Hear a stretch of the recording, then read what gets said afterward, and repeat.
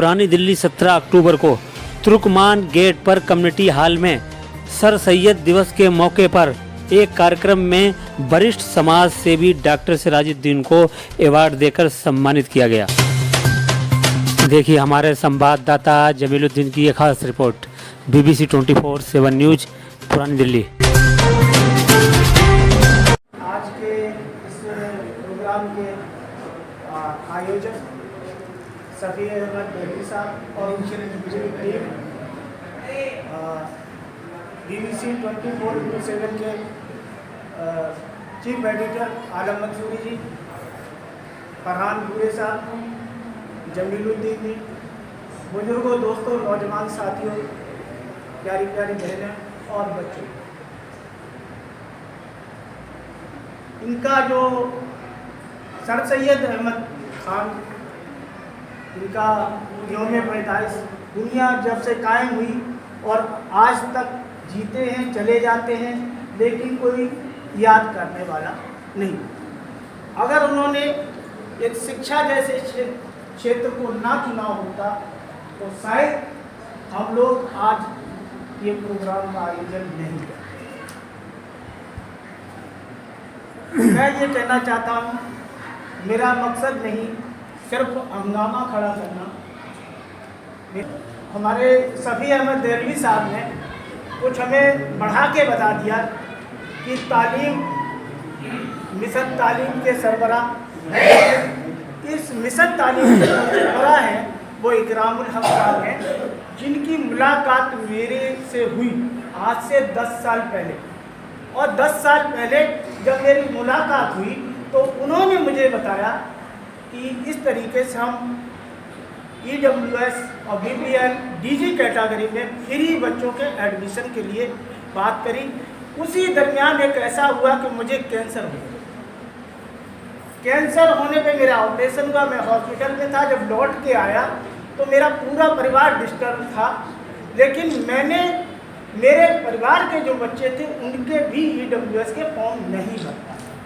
जब नहीं भर पाए और कोई होता तो ये सोचता शायद कि नहीं भर पाए, कोई बात नहीं, लेकिन मैंने ये सोचा, उसी दिन ये सोचा कि मेरे परिवार के बच्चे उनके नहीं भर पाए, लेकिन मैं अब इस मिशन तालीम के साथ काम करूँगा और हर साल पूरे साउथ दिल्ली के अंदर जगह जगह और दिल्ली में जहाँ भी ज़रूरत पड़ती है मैं वहाँ जाता हूँ और निःशुल्क कैंप लगाता हूँ EWS और BPL कैटेगरी के बच्चों को, जिनकी उम्र का जो होता है 3 साल से लेकर 7 साल का होता है।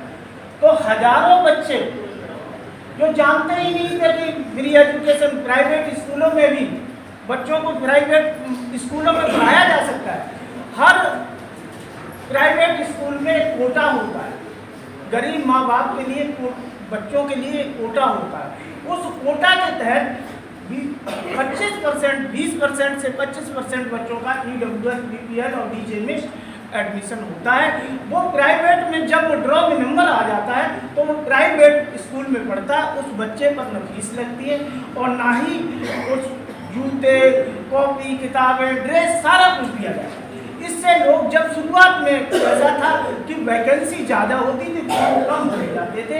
आज ये माहौल हो गया है, कई सालों से हम काम कर रहे हैं, 50,000 वैकेंसी होती है और 1.5 लाख फॉर्म भर जाते हैं। ये कब हुआ? जब हम और आप जैसे लोग जागरूक हुए और तब समझ में आया। अब तो सरकारें क्या कर रही? सरकार ये करना चाहती है कि हम नाम तो कमा लें कि हमने ये योजना बना दी, लेकिन वो ये नहीं कर पा रहे हैं कि कभी उसका टाइम शॉर्ट कर देते। पहले 3 महीने का टाइम होता था, अब 15 दिन का टाइम देते। वो सिर्फ वोट की राजनीति। तो मैं ये कहना चाहता हूँ आप सभी लोगों से, मैं बहुत लंबी चौड़ी आपसे डिस्कस नहीं करने आया हूँ, मैं सिर्फ ये कहने आया हूँ कि शिक्षा जीवन का आधार है और उसके बगैर वो किसी समाज का, मैंने कभी इसमें बंटवारा नहीं किया, वो किसी समाज का बच्चा हो, अगर वो शिक्षित नहीं है तो वो है पशु के समाज। वक्त हमारे साथ मौजूद हैं वरिष्ठ समाज सेवी डॉक्टर सिराजुद्दीन। चलो इनसे ही पूछते हैं। मैं डॉक्टर सिराजुद्दीन पिछले जो है करीब 8-9 साल से EWS BPL और DG कैटेगरी में दिल्ली के अंदर मिशन तालीम के साथ मिलकर के फ्री दाखिला कैंप लगा करके प्राइवेट स्कूलों में बच्चों के एडमिशन कराता रहा हूँ। कल जो सर सैयद साहब दिवस मनाया गया था उसमें आपको सम्मानित किया गया, एक चिन्ह देकर के सम्मानित किया गया, तो कैसा महसूस कर रहे हैं? अवार्ड दिया गया आपको, तो कैसा महसूस कर रहे हैं, क्या कहेंगे? देखिए, जब कोई आदमी काम करता है और उसके बाद उसको सम्मानित किया जाता है तो मैं तो यही कहूँगा कि वो हमारे पास शब्द नहीं जो जिन शब्दों से हम बयान कर सकें कि कैसा लगा। और क्या संदेश रहेगा शिक्षा को लेकर के?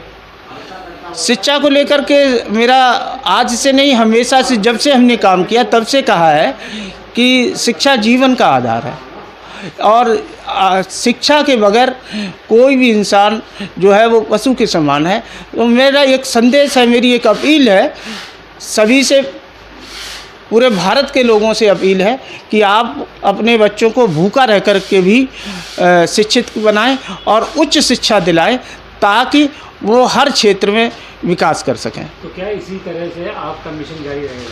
ये हमारा जब से हमने शुरुआत की तब से आज तक ये मिशन जारी है और हमेशा जब तक मेरा जीवन है ये मिशन जारी रहेगा। और क्या कहना चाहते हैं देशवासियों को? देशवासियों को जो सबसे जो अहम चीज़ है वो ये है कि हमारे भारत के देश के लोग अमन, शांति, भाईचारे और आपसी सौहार्द के साथ रहें, यही हमारी कामना है।